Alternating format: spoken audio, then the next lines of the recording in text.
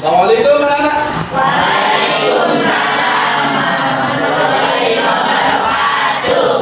Bagaimana kabarnya?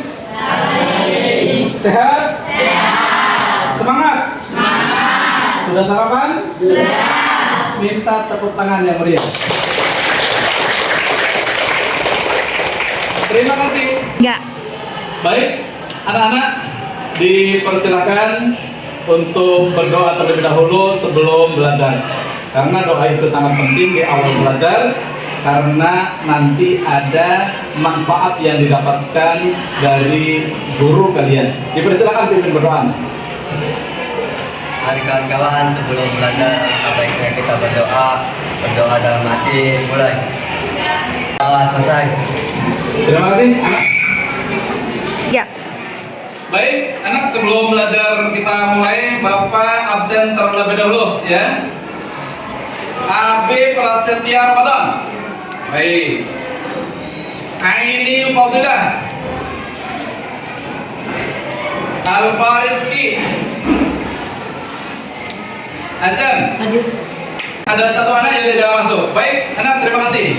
Baik, anak, sebelum Bapak melanjutkan materi hari ini, dipersilakan rapikan. Coba lihat, luruskan bangku kalian, kursi bangku kalian, diluruskan yang lurus, duduk yang tegap, anak, semangat ya. Apakah sudah lurus? Baik, terima kasih.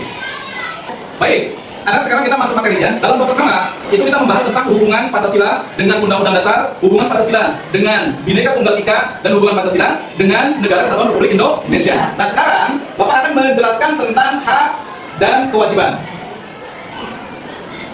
Ini, sebelum Bapak melanjutkan, apa sih hak itu? Coba. Hak, dia? Apa sih pengertian hak? Ada yang bisa langsung? Segala,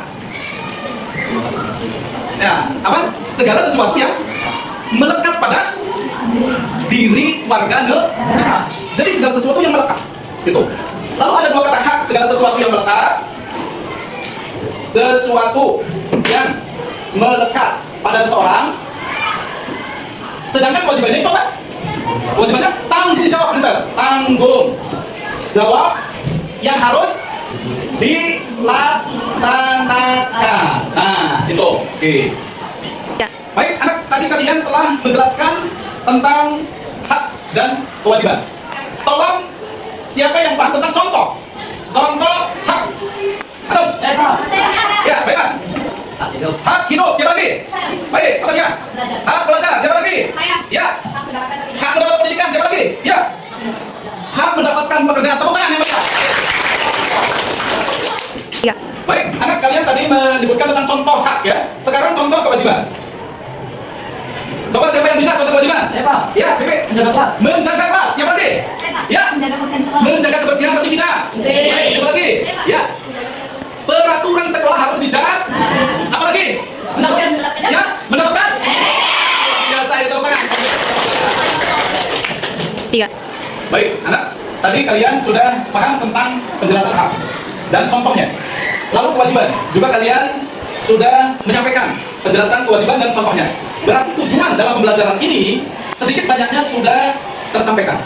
Karena nanti siswa paham dan bisa mengimplementasikan bentuk hak dan kewajiban. Sekarang kita diskusi bermain peran dan juga diskusi tentang studi kasus yang ada di lingkungan sekolah ini. Sudah siap? Ya. Sudah siap berdiskusi? Ya. Dan silakan perwakilan dari siswa untuk membagi kelompok. Dipersilakan. Ya, dari silakan. Ayo teman-teman, kita berdiskusi sesuai arahan Pak Dodong.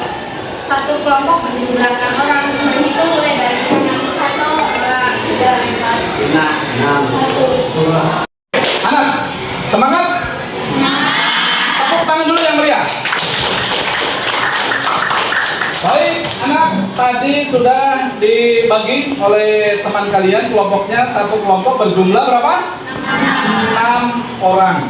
Dalam pembelajaran ini, Bapak akan membagi 3 kelompok sebagai model pembelajaran bermain peran, yang 3 kelompok studi kasus. Bisa dipahami? Jadi dari kelompok 1, 2, 3 itu siapkan kalian bermain peran.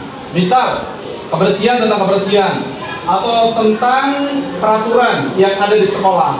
Lalu yang 3 kelompok 4, 5, 6 itu studi kasus. Nanti studi kasusnya dari Bapak. kalian pecahkan. Bisa dipahami? Untuk yang berperan, yang bermain peran, silakan nanti kalian bagian siapa? Atau dari kelompok 1, coba kelompok 2 atau kelompok 5. Jadi berperan, saling mengisi, melihat, ya. Dari kelompok 3 lihat kelompok 1, dari kelompok 2 lihat kelompok 6. Jadi itu seterusnya.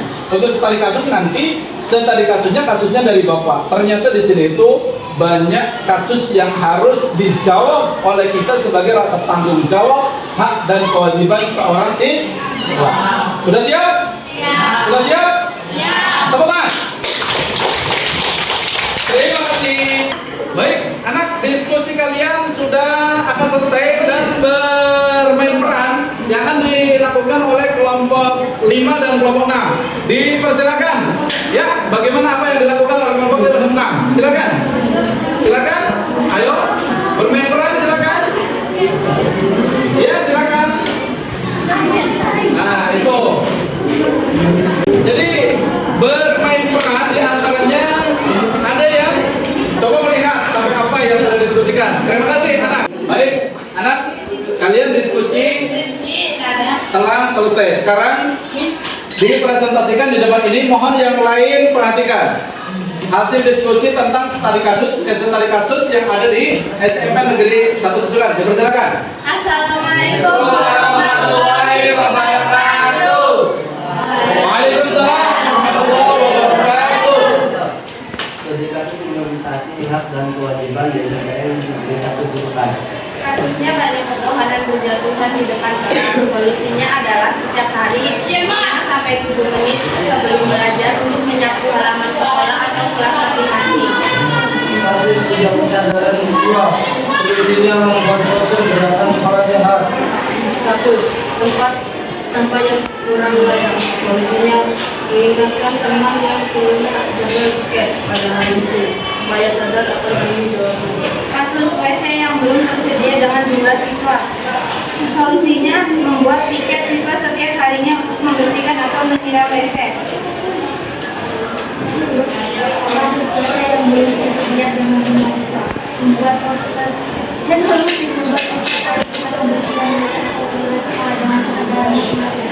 Baik, refleksi dari guru, itu Bapak menyampaikan bahwa ada beberapa kasus yang ada di SMP ini. Satu, banyak yang bohong ya, tadi disampaikan. Itu yang kedua, kesadaran siswa tentang membuang sampah. Lalu yang ketiga, tentang apa? Tempat sampah yang kurang layak di sini. Yang ke tadi apa lagi? Nah, WC yang belum tersedia sesuai dengan jumlah.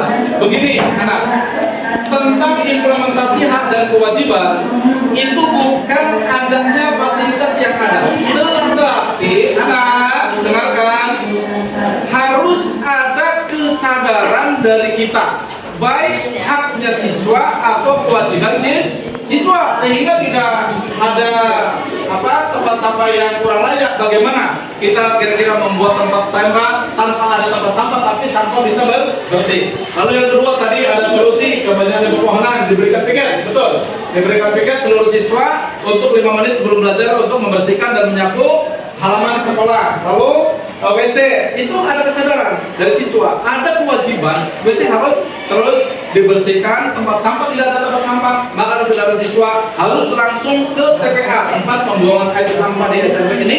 Dan kesadaran itu sangat penting dan menjadi satu kewajiban kita semua untuk solusi masalah yang ada di SMP Negeri 1 Susukan. Baik, bisa dipahami? Bisa dipahami?